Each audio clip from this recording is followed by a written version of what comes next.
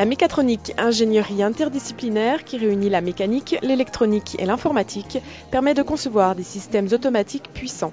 À ce titre, elle est devenue un élément omniprésent dans l'industrie. Un de ses objectifs est d'assurer le contrôle de ces systèmes complexes, mais pas seulement.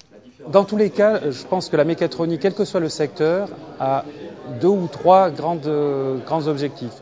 Un objectif de fiabilité globale du système, un objectif de réduction des consommations énergétiques, quel que soit le secteur, et un troisième objectif de facilitation pour l'utilisateur final, ce qu'on appelle les interfaces homme-machine, donc d'avoir de l'intelligence déportée qui permet de faire facilement des opérations très complexes.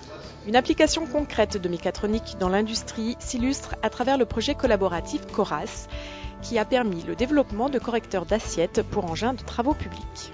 Donc, CORAS, c'est aussi une démarche collaborative qui a permis de rendre accessible un développement mécatronique à 2 PME, en l'occurrence 2 PME au Savoyarde, Mecalac et Sensorex. Alors, la mécatronique est intervenue par le fait que le correcteur d'assiettes est une assistance électronique à la conduite d'engins de travaux publics, qui est une fonction mécatronique, puisqu'elle comprend un système de mesure, une commande électronique d'asservissement et de régulation, et puis une chaîne d'actionnement hydraulique qui permet d'effectuer les compensations de l'assiette.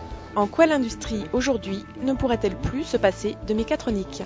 Je pense que l'industrie, les fabricants de composants, les fabricants d'équipements cherchent à développer des avantages concurrentiels.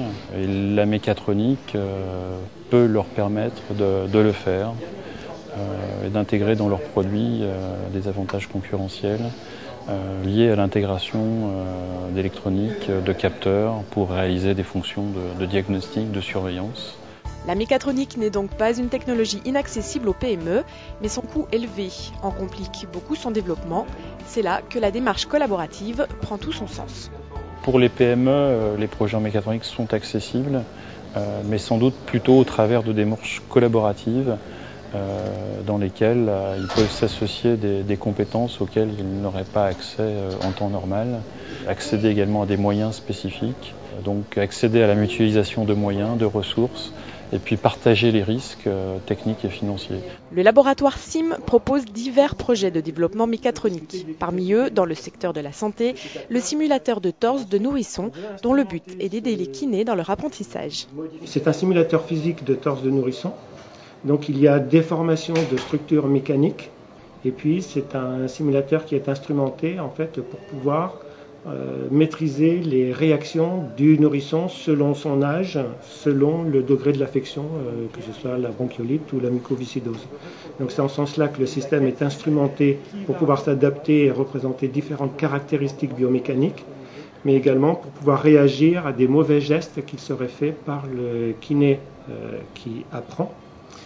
Mais ça permet également d'enregistrer en fait les gestes qui sont pratiqués par le kiné et ensuite pouvoir lui dire ce qui est efficace et ce qui pourrait l'être moins.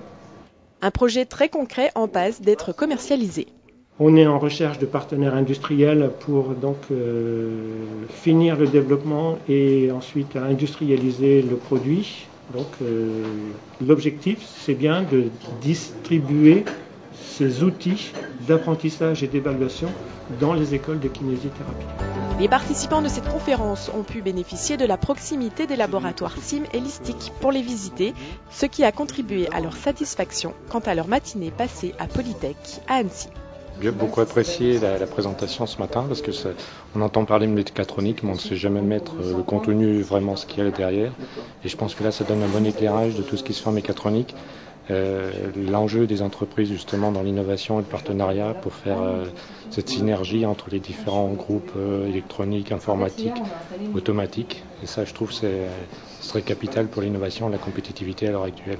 Donc la conférence, j'ai trouvé la conférence effectivement très intéressante. Elle était à la fois suffisamment grand public tout en restant quand même technique. Il y avait quand même du contenu en fait qui était vraiment intéressant. Les intervenants sont restés assez assez ludique aussi dans leur sans vraiment pénaliser en fait le contenu. Et puis on a la chance justement d'être dans les locaux de Polytech et donc de pouvoir bénéficier des visites du laboratoire, des 2 laboratoires SIM et Elistic derrière. Donc c'est vraiment une chance, une opportunité quoi.